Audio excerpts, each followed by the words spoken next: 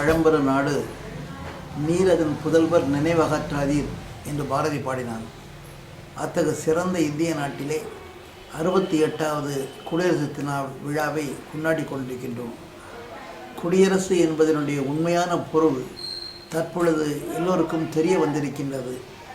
ஒரு ஆட்சி நடக்கின்ற பொழுது அது மக்கள் ஆட்சியாக, மக்கள் தேவையை நிறைவேற்றுகின்ற ஆட்சியாக, மக்களுக்கு என்னென்ன வேண்டுகோள் இருக்கிறதோ அத்தனையும் தரக்கூடிய ஆட்சியாக மாற வேண்டும். அதுதான் நல்ல குடியரசு.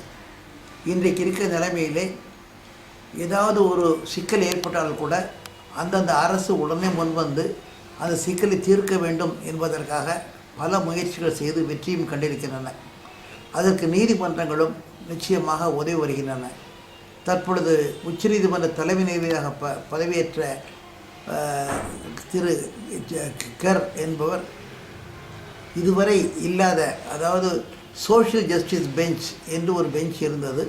அந்த பெஞ்சை முன்னாள் தலைமை நீதிபதி வேண்டாம் என்று எடுத்துவிட்டார்.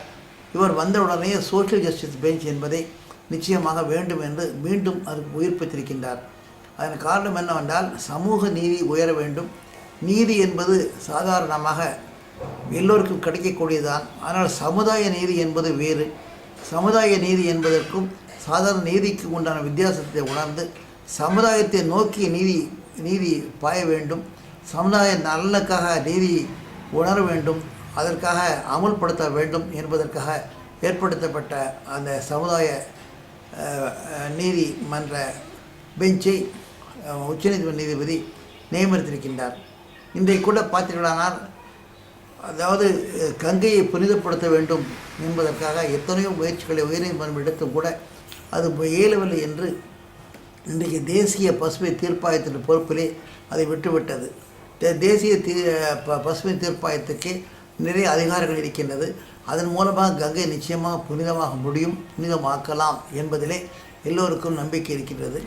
இதுபோல் பல்வேறு நதிகளை இணைத்து, உதாரணமாக இன்றைக்கு தமிழகத்திலே தண்ணீர் இல்லை என்றால் கிருஷ்ணா நதியை கேட்கிறோம், அல்லது கர்நாடகத்தில் உள்ள காவிரியை கேட்கிறோம், அல்லது மலையாளத்தில் கேட்கின்றோம்.